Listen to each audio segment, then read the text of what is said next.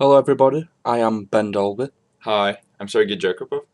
and we are presenting our findings in the localization of US and British English in the Baltic region.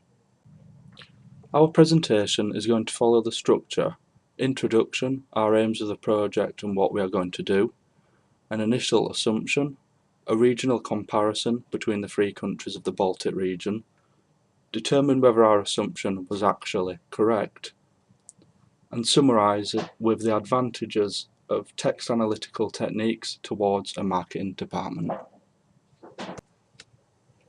For this assignment, we are going to compare three non-Commonwealth countries: Estonia, Latvia, and Lithuania, with computational analysis over sets of English corpus text data to see which country widely uses British English over American English, vice versa, or balance between the two.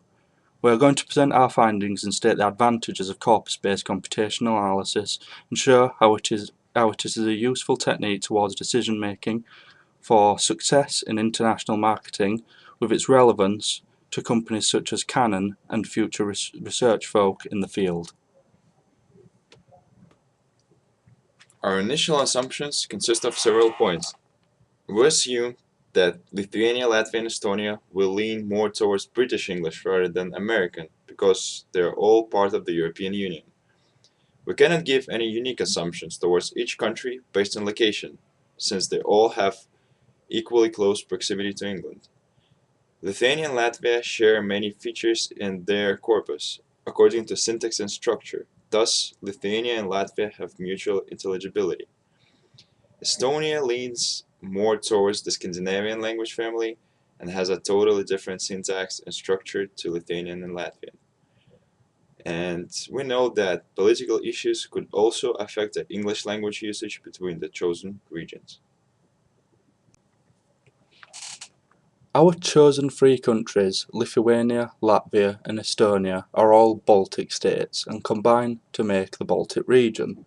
As you can see from the map, all the countries sit next to each other, opposite the Baltic Sea. We're gonna look at the question of relevance for researchers and Canon's marketing department. Countries within the Baltic region are closely linked, sharing culture and some language features as well. Baltic region also provides a good grounding for business expansion. We're also gonna answer the question if the Baltic region overall leans towards American or British English. In the end, we will conclude whether our findings will contribute to Canon's marketing department or not. We located many sources for empirical evidence, such as solid newspaper articles. We have sourced corpus for each country with Sketch Engine, created 20 classifiers to compare US and UK English. From this we can find word frequencies, and among many features we have used log likelihood to show significance in these results and presented these results in graphs and tables. On this slide, you can see the 20 classifiers that we have defined.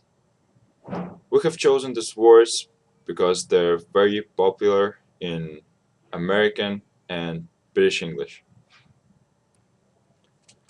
We have had to remove these from our classifiers as they are very difficult to extract and compute due to their grammatical nature. They are mutually exclusive and share the same meaning, however their context couldn't be further apart.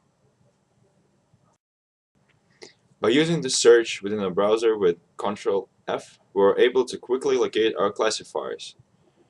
With this, we compared word frequencies and determined whether a specified language was based primarily on American or British English. You can see the extracts from the corpus that we have used. You can see that there are different word occurrences for each country in the Baltic region. And we can also cross-reference the same words for American English as well. Here you can see the table of all the classifiers that we have used from the worldwide English corpus. The highlighted area indicates the significance of UK English over US English, which proves our initial assumption. You can also see the numbers in bold, which represents frequencies which were equal. As you can see, we use the log likelihood to show significance in the text between UK and US English, between our three specified countries and the Baltic region. From this, we can type frequencies of words in the UK English and frequencies in the US English. This gives a log likelihood for the chosen specified word, which in this case is defence. We can do this for each country to create an overall table of classifiers showing comparisons between UK and US English and between each of the three countries within the Baltic region. As you can see from the table, this is a log likelihood for all three languages over US and UK English. Here's a model for determining the variety of English in the Baltic region. These are the most frequent words used in the worldwide English corpus. With this, we can determine the frequency patterns in the text to signify the appropriate country within the Baltic region. To conclude, overall, we found out that our assumption was correct. The Baltic region corpus is widely dominated by UK English. However, our model still considers exceptional words. Individually, this is a different matter. Lithuania had a near even balance between UK and American English. In Latvia and Estonia, UK English widely prevailed over American English on a scale of around 1 to 3 words. This caused the data to skew overall. Knowing that the Baltic region's overall language leans towards British English, companies such as Canon can advertise primarily in British English, maximising the viewing audience and reducing the overall costs. This contributes to excelled business performance. Although we were limited to the empirical evidence that we could explicitly find for each corpus were rather small. They had many limitations and the findings were a little vague. The worldwide English corpus had many instances of word forms, such as colorful. This was not a classifier of ours, color was, meaning many instances of words were actually left out. We couldn't make our tree too big. It covers words with high frequencies, which we thought were most relevant towards determining the balance of UK over American English. We could have made a larger tree if we had more time, more space, and more data. Special thanks to all of these resources. Thank you. Thank you.